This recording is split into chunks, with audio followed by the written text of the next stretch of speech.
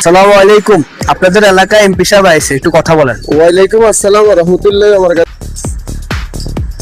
আসসালামু আলাইকুম। ভালো আছে? আলহামদুলিল্লাহ। আপনি কেমন আছেন? আছি আলহামদুলিল্লাহ। আসছি আপনাদের এলাকায়, আপনাদেরকে একটু দেখি যেতে। আপনি তো জানেন আমি 5 বছর এমপি ছিলাম। এখন সামনের নির্বাচন, আমার দিকে খেয়াল রাখবেন। এই জন্য আপনাদের সাথে দেখা করতে আসছি।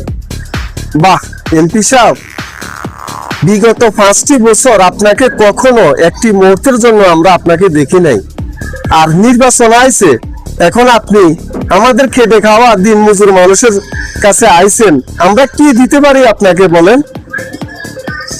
আমাদের কি বা আছে? এই বাংলাদেশে যত সিএনজি ড্রাইভার আছে, রিক্সার ড্রাইভার আছে, ঠেলা গাড়ির ড্রাইভার আছে, দিন মজুর খেটে খাওয়া মানুষ আছে, সবার ভোটে আপনি নির্বাচিত হয়েছেন। কিন্তু কখনো কি আপনি আমাদের বিপদে আপদে আমাদের কখনো কি খোঁজ খবর নিছেন? নেন নাই। আর এখন নির্বাচন আইছে, আমাদের সাথে আপনি দেখা করতে আইছেন।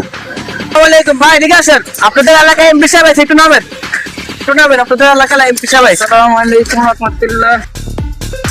ভালো আছেন? আলহামদুলিল্লাহ ভালো। আমি আপনাদের এলাকায় আসছি আপনাদের সাথে দেখা করার জন্য। আচ্ছা ভাই, একটা কাজ করেন, আমরা এক সাইডে আসি, কথা বলি। গাড়িগুলো রোড ক্লিয়ার করো তাড়াতাড়ি, এক সাইডে আসেন না। আমি তো আপনাদের কথা শোনার জন্য আসছি, কি বলবেন বলেন। আপনি আমাকে কথা বলার সুযোগ দিচ্ছেন, তবে আমার ভিতরে তো অনেক কথা। কয়টা বলো?